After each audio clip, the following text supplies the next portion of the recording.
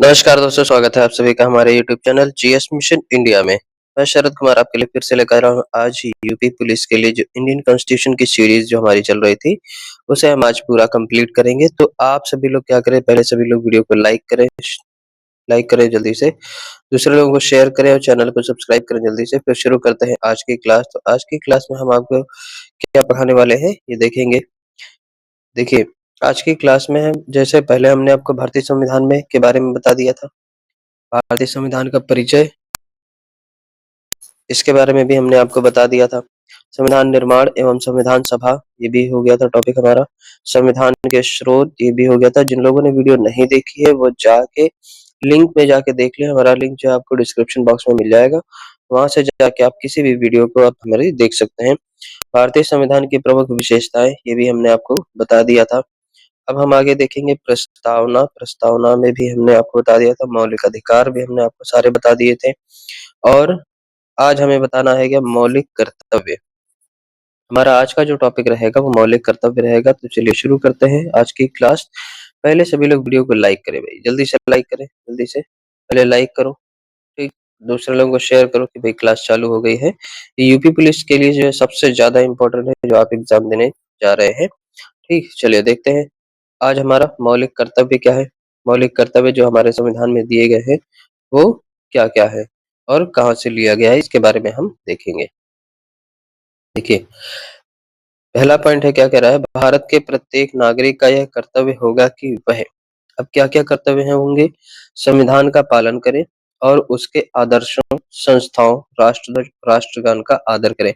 मतलब आप जो है कभी किसी का अपमान नहीं कर सकते, ये चाहे संविधान हो, क्योंकि संविधान जो है किसके द्वारा, हमारे फ्रीडम फाइटर्स के द्वारा लिखा गया था। और भी बहुत सारे लोग हैं जो महान विभूतियां हैं, उनके द्वारा हमारा भारत का संविधान लिखा गया था। उनके संस्था राष्ट्रध्वज जो जिसका हम सम्मान करते हैं, जिसको सैल्यूट करते हैं, दिल में बसा के रखते हैं, उसका भी हमें क्या करना है, सम्मान करना है। अगला पॉइंट क्या कह रहा है, स्वतंत्रता के लिए हमारे राष्ट्रीय आंदोलन को प्रेरित करने वाले उच्च आदर्शों को हृदय में संजोए रखे और उनका पालन के लिए, मतलब ये राष्ट्रीय आंदोलन को प्रेरित करने वाले जो भी आदर्श थे हमारे, जो भी हमारे क्या थे, जो हमारे फ्रीडम फाइटर्स थे, उनके लिए क्या करना है, हृदय में उनको संजो कर रखना है, उनकी यादों को बनाए रखना है। अगला है भारत की प्रभुता, एकता और अखंडता की रक्षा करे और उसे अक्षुण्ण रखे, और उसे क्या रखे, अक्षुण्ण रखे। अगला पॉइंट है, देश की रक्षा करे और आह्वान किए जाने पर राष्ट्र की सेवा के, आह्वान किए जाने पर मतलब बुलाए जाने पर, आह्वान किए जाने पर मतलब बुलाए जाने पर, जब भी बुलाया जाए तब क्या करे, इसे जाना ही होगा भारत के लोगों को। फिर है, भारत के सभी लोगों में समरसता और समान भ्रातृत्व की भावना का निर्माण करे, आपस में भाईचारा हमेशा बनाए रखना चाहिए। अगला है, हमारी सामाजिक संस्कृति की गौरवशाली परंपरा का महत्व समझे और उसका परीक्षण करे। अगला पॉइंट क्या कह रहा है, प्राकृतिक पर्यावरण की रक्षा करे और सुधार करे तथा प्राणी मात्र के प्रति दया भाव रखे, मतलब कभी किसी के साथ लड़ाई दंगा मारकूट ये सब नहीं करना चाहिए, ये हमारा मौलिक कर्तव्य है। अगला पॉइंट हमारा क्या है, वैज्ञानिक दृष्टिकोण। वैज्ञानिक दृष्टिकोण मानववाद और ज्ञानार्जन तथा सुधार की भावना का विकास करे। अगला पॉइंट है, सार्वजनिक संपत्ति को सुरक्षित रखे और हिंसा से दूर रहे। व्यक्तिगत और सामूहिक गतिविधियों के सभी क्षेत्रों में उत्कर्ष की ओर बढ़ने का सतत प्रयास करें। अगला पॉइंट है, 6 वर्ष से 14 वर्ष के बच्चों को दिशा शिक्षा के अवसर प्रदान करें। ये कब लागू हुआ, 86वें संविधान संशोधन द्वारा इसे जोड़ा गया। ठीक है, ये कब, 86वां संविधान संशोधन के द्वारा ये जोड़ा गया था। चलिए आगे देखते हैं, मौलिक कर्तव्य संविधान के भाग 4 का में अनुच्छेद 51A में वर्णित है। ये 42वें संविधान संशोधन 1976 द्वारा जोड़े गए मूलतः 10 कर्तव्य है थे। 86वें संविधान संशोधन 2002 के द्वारा 11वां कर्तव्य जोड़ा गया। महत्वपूर्ण, मौलिक कर्तव्य न्यायालय द्वारा प्रवर्तनीय नहीं है, परंतु नैतिक दायित्व है। ये क्या है, नैतिक दायित्व है। ये कभी कभी पेपर में पूछा जाता है। अब पेपर में देखिए कहाँ से क्वेश्चन आता है, 86 कॉन्स्टिट्यूशन अमेंडमेंट एक्ट यानी कि 86वां संविधान संशोधन कब हुआ, तो ये 2002 में हुआ। 42वां कब हुआ था? 1976 में हुआ। अब पूछा जाता है कि ये कब संशोधित हुआ था, तो कौन सा था? ये 86वां संविधान संशोधन। ठीक है, यहाँ से क्वेश्चन जो है आपके सबसे ज्यादा बनते हैं। आगे देखेंगे राज्य के नीति निदेशक तत्व। राज्य के नीति निदेशक तत्वों के बारे में हम जानेंगे। क्या कह रहे हैं देखिए, सबसे पहले देखिए ये कहाँ पर दे रखा है, भाग 4 अनुच्छेद 36 से 51 तक का यहाँ पर दे रखा है। देखेंगे कि राज्य के जो नीति निदेशक तत्व हैं वो कहाँ से कहाँ तक है। आर्टिकल नंबर 36 से लेकर 51 तक है, और ये किसमें है? पार्ट 4 में है। किसमें है? भाग 4 अनुच्छेद अनुच्छेद संख्या 36 से लेकर 51 तक दे रखे हैं। अच्छा, 36 के पहले 12 से 35 तक का क्या दे रखा है? हमारे मौलिक अधिकार दे रखे हैं।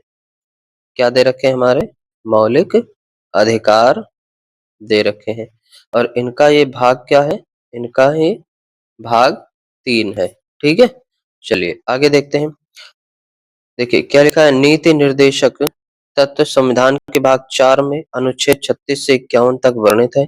ये राज्य के लिए कल्याणकारी राज्य की स्थापना हेतु दिशा निर्देश है। ये आयरलैंड के संविधान से लिए गए हैं, इसीलिए भारतीय संविधान को क्या कहा जाता है? भारतीय संविधान को दूसरा संविधान क्या कहा जाता है? आयरिश संविधान भी कहा जाता है। क्या कहा जाता है? आयरिश संविधान भी कहा जाता है। इंग्लिश में बोले तो आयरिश कॉन्स्टिट्यूशन। क्या कहा जाता है? आयरिश कॉन्स्टिट्यूशन इसे कहा जाता है। ठीक, चलिए अब देखेंगे सबसे पहले इसकी विशेषताएं। विशेषताएं क्या कह रहा है? विशेषताएं न्यायालय द्वारा परिवर्तनीय नहीं है। न्यायालय द्वारा परिवर्तनीय नहीं है, मतलब यहाँ पर परिवर्तन नहीं किया जा सकता है। ठीक है, अगला कह रहा है राज्य के लिए कानून बनाने में मार्गदर्शक। राज्य, कोई भी राज्य होगा वो अपने राज्य में कोई भी कानून लागू कर सकता है, वो ये इसको स्वतंत्रता देता है। कल्याणकारी राज्य की स्थापना का लक्ष्य, मतलब इससे क्या हो कि राज्य हमारा सुखी संपन्न रहे। अब मौलिक अधिकारों के पूरक है, ये क्या है? मौलिक अधिकारों के पूरक है। अच्छा, पूरक क्या होता है? पूरक जैसे एक सिक्का होता है ना, एक सिक्का, एक सिक्का होता है, उसमें एक तरफ हेड होता है, एक तरफ टेल होता है, तो ये दोनों क्या है? एक दूसरे के पूरक है।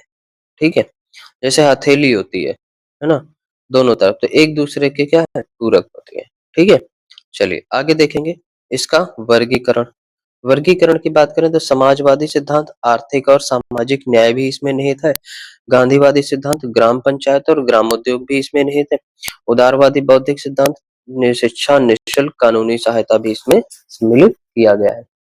आगे देखेंगे प्रमुख नीति निर्देशक तत्व देखेंगे। प्रमुख नीति निर्देशक तत्व, सबसे पहले अनुच्छेद नंबर 38, राज्य लोक कल्याण की अभिवृद्धि करेगा। और फिर अनुच्छेद 39, समान न्याय और निःशुल्क विधिक सहायता भी मिलेगी। अनुच्छेद 39A, समान काम के लिए समान वेतन की व्यवस्था की गई है। अनुच्छेद 40, ग्राम पंचायतों का गठन किया गया है। अनुच्छेद 41 क्या कहता है? हमारा काम, शिक्षा और लोक सहायता पाने का अधिकार है। इसके बाद में अगला पॉइंट है हमारा, देखेंगे अनुच्छेद 44 है समान नागरिक संहिता, यूनिफॉर्म सिविल कोड। अनुच्छेद 45, 6 वर्ष तक के बच्चों के लिए निःशुल्क शिक्षा है। अनुच्छेद 47 क्या कर रहा है? पोषाहार स्तर और जीवन स्तर को ऊंचा करना है। अनुच्छेद 48, कृषि और पशुपालन का संगठन। अनुच्छेद 48A, पर्यावरण और वन्य जीवन संरक्षण, ये राज्य का उत्तरदायित्व है। ठीक है, ये क्या है? ये सारे क्या दे रखे हैं? राज्य के उत्तरदायित्व है। निर्देशक तत्व, राज्य के निर्देशक तत्व हैं, और इन्हें उत्तरदायित्व भी कहा जाता है। ठीक है, चलिए आगे देखेंगे। अगला हमारा क्या कह रहा है? देखिए परीक्षा के लिए टिप क्या कह रहा है? परीक्षा टिप अनुच्छेद 44 समान नागरिक संहिता और अनुच्छेद 40 ग्राम पंचायत से अक्सर प्रश्न क्या क्या होते हैं? पूछे जाते हैं, तो इसको मोस्ट इंपोर्टेंट यहाँ पे टिक कर लेना। चलिए आगे देखिए, भाग 11 और 12 संघीय व्यवस्था एवं एवं राज्य संबंध के बारे में हम यहाँ पर बात करेंगे। क्या कह रहा है, भारतीय संविधान में संघीय व्यवस्था अपनाई गई है जिसमें शक्तियों का विभाजन केंद्र और राज्यों के बीच किया गया है। हालांकि भारतीय संघीय व्यवस्था में केंद्र क्या है, अधिक शक्तिशाली है, जिसे कहा जाता है क्या, सेंट्रल गवर्नमेंट। क्या कहा जाता है, सेंट्रल गवर्नमेंट और स्टेट गवर्नमेंट। ठीक है, चलिए देखिए, सबसे पहले विधायी संबंध की बात करते हैं तो विधायी शक्तियों का विभाजन 3 सूचियों में किया गया, संघ सूची, राज्य सूची और समवर्ती सूची। ठीक है, अब देखिए इसे क्या कहा जाता है, यूनियन लिस्ट। संघ सूची को क्या कहा जाता है, यूनियन लिस्ट भी इसे कहा जाता है। इसमें कितने विषय हैं, 98 विषय हैं। रक्षा है, विदेश नीति, मुद्रा आदि केवल केंद्र सरकार ही कानून बना सकता है। ठीक है, देखिए इसमें क्या कह रहा है कि जो विधायी संबंध हैं, जो विधायी संबंध होते हैं वो 3 प्रकार के होते हैं। ठीक है, जो शक्तियां हैं वो 3 प्रकार से डिवाइड है। एक हमारी संघ सूची में आती है, ठीक, देखिए ये लिस्ट बनाई गई है। और फिर राज्य सूची, इनकी भी एक क्या बनी है, लिस्ट बनाई है। फिर एक है क्या, समवर्ती सूची। ठीक देखिए इसमें जो है इन विषयों को रखा गया है, उन विषयों को रखा गया है जिसपे सिर्फ केंद्र सरकार ही कानून बनाएगी। कानून बनाने का अधिकार किसको है, केंद्र सरकार को है। ठीक है, किसको है, केंद्र सरकार को है। राज्य सूची में उन विषयों को रखा गया है जिस पर कानून बनाने का अधिकार किसको है, राज्य सरकार को है। किसको है, राज्य सरकार को है। समवर्ती सूची में केंद्र और राज्य दोनों बना सकते हैं, लेकिन अगर यहाँ पर मान्यता कही जाए तो मान्यता किसको है, मान्यता सबसे ज्यादा केंद्र सरकार को है। मान्यता किसको है, हमेशा केंद्र सरकार की ही बात यहाँ पर सबसे ज्यादा मानी जाएगी। ठीक, चलिए तो ये हो गया हमारा। अब देखो अवशिष्ट शक्तियां केंद्र के पास है, अवशिष्ट शक्तियां किसके पास है, हमारे केंद्र के पास है। अब देखेंगे प्रशासनिक संबंध क्या है। देखिए प्रशासनिक संबंध, एडमिनिस्ट्रेटिव रिलेशन, देखो राज्य अपनी शक्तियों का प्रयोग केंद्र के अधीन रहकर कर सकते हैं। मतलब ये है कि राज्य अपनी मनमानी नहीं कर सकते हैं। ठीक, केंद्र राज्यों को निर्देश दे सकता है, बिल्कुल दे सकता है। केंद्र द्वारा राज्यपाल की नियुक्ति की जाती है। जो एक राज्य होता है ना, राज्य में 2 लोग काम करते हैं। ठीक है, देखो राज्य में 2 लोग, एक हमारा कौन होता है, मुख्यमंत्री। कौन होते हैं, मुख्यमंत्री। एक कौन होते हैं, राज्यपाल। ठीक है, अब देखिए इनका तो चुनाव होता है प्रत्यक्ष रूप में। ठीक है, यानी पब्लिक जो है चुनती है इन्हें, लेकिन ये जो है नियुक्त किए जाते हैं। ये क्या होते हैं, नियुक्त किए जाते हैं, किसके जरिए, ये हमारा, देखिए क्या कह रहे हैं, तो केंद्र राज्यपाल की नियुक्ति करता है, इनकी नियुक्ति कौन करेगा, राष्ट्रपति। ठीक है, समझ गए, सेंटर। अब देखिए राज्य का जो भी कार्यभार होगा वो सब कौन संभालेगा, राज्यपाल संभालेंगे। ठीक है, चलिए आगे देखेंगे। अखिल भारतीय सेवाएं, आईएएस, आईपीएस, आईएफएस, ये सब किसका भाग है, ये हमारा केंद्र का भाग है। ठीक है, मतलब इनको जो है अपॉइंट किया जाएगा तो सेंट्रल गवर्नमेंट के द्वारा ही इनको अपॉइंट किया जाएगा। आपात स्थिति में राज्यों पर केंद्र का पूर्ण नियंत्रण है। आपात स्थिति में अगर मान लीजिए कभी आपातकाल लगा तो कभी देखा होगा ना, वहां पे क्या लागू हो गया, राष्ट्रपति शासन लागू हो गया। उस राज्य में क्या लागू हो गया, राष्ट्रपति शासन लागू हो गया। ठीक है, चलिए आगे देखते हैं। आगे हमारा वित्तीय संबंध। वित्तीय संबंध में क्या करा, केंद्र के पास अधिक वित्तीय संसाधन है। वित्त आयोग केंद्र और राज्यों के बीच राजस्व का वितरण करेगा। केंद्र राज्यों को अनुदान देता है। मतलब राज्य अगर क्या करेगा, अपना डेवलपमेंट करेगा, राज्य अगर विकास करेगा तो उसके लिए जो पैसा है, ठीक, उसके लिए जो पैसा है वो कौन देगा, केंद्र सरकार ही देगा। ठीक है, कौन देगा, केंद्र सरकार ही देगा। आगे देखेंगे, राज्यों का राजस्व केंद्र द्वारा एकत्रित करों पर निर्भर है। जो राज्यों का जो राजस्व है वो केंद्र द्वारा एकत्रित करों पर, यानी कि जो सेंट्रल गवर्नमेंट को जो टैक्स जमा होता है उस पर निर्भर करेगा।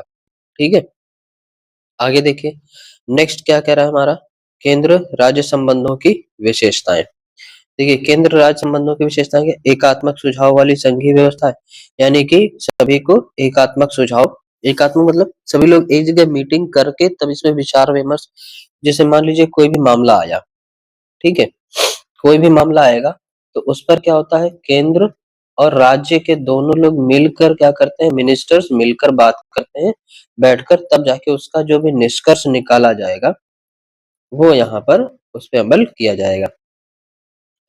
आगे देखेंगे आपातकाल में पूर्णतः एकात्मक, राज्यसभा के माध्यम से राज्यों का प्रतिनिधित्व होता है। जो राज्यसभा सदस्य होते हैं ना, राज्यसभा कितने सदस्य होते हैं राज्यसभा में, 252। ठीक है, तो ये किसका प्रतिनिधित्व करते हैं, राज्यों का। अंतरराज्यीय परिषद अनुच्छेद 263 में दे रखा है। ठीक है, अंतरराज्यीय परिषद। अब देखिए एग्जाम के लिए, परीक्षा के लिए याद रखें, तीनों सूचियों में विषयों की संख्या और कुछ प्रमुख विषयों के उदाहरण जरूर याद करें, यहाँ से क्वेश्चन क्या होते हैं, जरूर आते हैं पेपर में। ठीक, तो ये था हमारा आज का सेशन। हमने आपको पूरा इस संविधान संशोधन के बारे में हमने आपको बता दिया है, भारतीय संविधान के बारे में। अब जो है नेक्स्ट इससे रिलेटेड हम आपकी क्या लेकर आएंगे, इससे रिलेटेड हम आपके एमसीक्यू की क्लास लेकर आएंगे, जिसमें क्या होंगे, टॉप मोस्ट एमसीक्यूज होंगे जो आपके सबसे ज्यादा यूपी पुलिस में पूछे जाते हैं। ठीक है, चलिए बाकी हम नेक्स्ट पे कंटिन्यू करेंगे, लेकिन जाने से पहले सभी लोग क्या करेंगे, वीडियो को लाइक करेंगे, चैनल को शेयर करेंगे और सब्सक्राइब भी करेंगे। फिर हम शुरू करेंगे अगले एमसीक्यू की क्लास। चलिए see you tomorrow on the next one. Thank you class, bye bye, take care.